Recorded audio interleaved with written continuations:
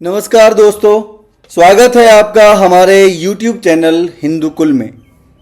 दोस्तों, भगवान श्री कृष्ण के जन्म से लेकर बचपन और उनकी बाल लीलाओं सहित रास लीला के बारे में तो आपने कई बार सुना होगा, लेकिन क्या आपको ये पता है कि श्री कृष्ण की मृत्यु कैसे हुई थी? आप में से सभी लोग ये भी जानते हैं कि महाभारत के युद्ध में श्री कृष्ण की भूमिका सबसे अधिक महत्वपूर्ण थी। लेकिन क्या आपने कभी सोचा है कि भगवान कृष्ण की मृत्यु युद्ध के बाद कैसे हुई? दरअसल इस बात से लोग अब तक अनजान हैं कि युद्ध के बाद श्री कृष्ण की मृत्यु कब और कैसे और कहां हुई। आखिर ब्रह्मांड को चलाने वाले भगवान कृष्ण ने पृथ्वी कब छोड़ी थी? आखिर वो कौन योद्धा था जिसके धनुष बाण में इतना सामर्थ्य था कि उसने श्री कृष्ण के प्राण ले लिए?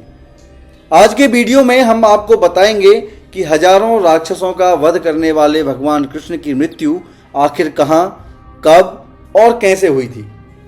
भगवान श्री कृष्ण के भक्त उनका नाम सुनते ही उनके जन्म से जुड़ी न जाने कितनी कथाएं बताने लगते हैं। कोई कृष्ण जी के जन्म के बारे में बताता है कि भगवान कृष्ण का जन्म मथुरा में हुआ और वो गोकुल में पले बड़े। तो कुछ लोग उनकी बाल लीलाओं की, माखन चुराना, गाय चराना और गोपियों के कपड़े चोरी करने की कहानियां सुनाने लगते हैं। लेकिन आज इस वीडियो में हम आपको श्री कृष्ण के जन्म से लेकर मृत्यु तक का रहस्य बताएंगे। मथुरा के राजा कंस की बहन देवकी और वासुदेव के 8वें पुत्र के रूप में भगवान श्री कृष्ण का जन्म मथुरा की जेल में हुआ था और कंस के भय के कारण उन्हें नंद बाबा और माता यशोदा के यहाँ भेज दिया गया था। कृष्ण को माता यशोदा ने ही पाल पोस के बड़ा किया था, इसलिए उन्हें नंदलाला भी कहा जाता है। उनके बचपन की लीलाएं गोकुल, वृंदावन, नंदगांव और बरसाने में हुई। कंस के वध के बाद जब जरासंध ने यदुवंशियों पर आक्रमण करना शुरू किया तो श्री कृष्ण ने अपनी अलग नगरी द्वारिका बसाई और वहीं रहने लगे। महाभारत के युद्ध में भगवान श्री कृष्ण का ही सबसे अहम किरदार था। कृष्ण के कारण ही पांडवों की विजय हुई थी। कृष्ण ने बिना शस्त्र उठाए कौरवों की इतनी बड़ी सेना को हराने में महत्वपूर्ण भूमिका अदा की थी। महाभारत के बाद जब दुर्योधन के पूरे वंशजों का अंत हो गया, गांधारी जब कौरवों की मृत्यु पर शोक दिखाते हुए युद्ध भूमि में गईं, तब उनके साथ श्री कृष्ण और पांडव भी गए थे। दुखी अवस्था में गांधारी ने श्री कृष्ण को महाभारत युद्ध का दोषी मानते हुए कहा कि अगर वो चाहते तो यह नरसंहार कभी न होता और उनके सभी पुत्र जीवित रहते।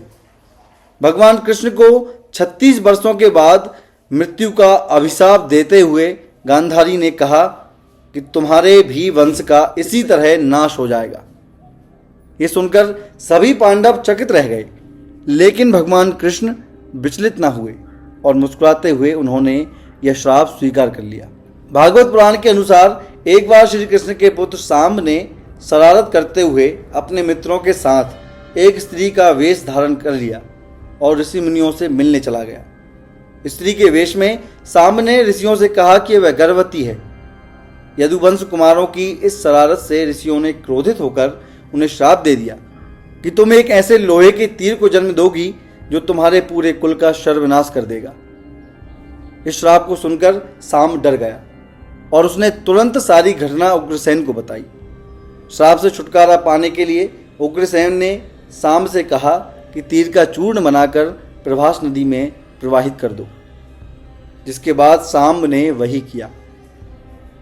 इसके बाद उग्रसेन ने राज्य में यह आदेश पारित कर दिया कि यादव राज्य में कोई भी किसी प्रकार की नशीली सामग्री का इस्तेमाल, उत्पादन या वितरण नहीं करेगा। इस घटना के बाद द्वारका में कई अशुभ संकेत देखने को मिले, जिसमें सुदर्शन चक्र, बलराम का हल और श्री कृष्ण के शंख और रथ का अदृश्य हो जाना शामिल है। धीरे धीरे यहाँ अपराधों और पापों में भी बढ़ोतरी होने लगी और एक दिन सभी नगरवासी मदिरा के नशे में चूर हो गए और आपस में ही लड़ने मरने लगे। इस तरह सभी आपस में लड़कर मारे गए और पूरे यदुवंश का नाश हो गया। भागवत पुराण में बताया गया है कि एक दिन श्री कृष्ण पीपल के पेड़ के नीचे विश्राम कर रहे थे। तब जरा नाम के एक वहेलिये ने भगवान कृष्ण को हिरण समझकर उन पर तीर से प्रहार कर दिया, जिसके बाद श्री कृष्ण ने अपनी देह का त्याग किया और उनकी मृत्यु हो गई। दरअसल इस तीर में उसी लोहे के तीर का अंश था जिसे सांब ने उग्रसेन के कहने पर चूर्ण बनाकर नदी में प्रवाहित कर दिया था। इस प्रकार ऋषि के श्राप के अनुसार ही समस्त यदुवंशियों का नाश हो गया।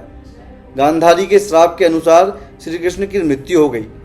एक और कथा के अनुसार त्रेता युग यानी रामायण काल में श्री राम ने बाली के ऊपर छिपकर प्रहार किया था और उसका बदला लेने के लिए ही द्वापर युग में जब राम जी ने कृष्ण जी के रूप में जन्म लिया, तब बाली ने उनसे बदला लेने के लिए एक शिकारी जरा के रूप में जन्म लिया था और इसी जरा नाम के बहेलिये ने श्री कृष्ण को तीर मारा था और अपना बदला लिया था।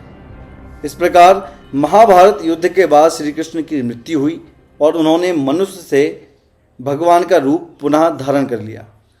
आपको भगवान श्री कृष्ण की मृत्यु का रहस्य जानकर कैसा लगा, कमेंट करके हमें ज़रूर बताएं। हिंदू माइथोलॉजी से जुड़ी इसी तरह की अन्य जानकारियों के लिए हमारे चैनल को सब्सक्राइब करें, वीडियो को लाइक व शेयर करना ना भूलें। धन्यवाद।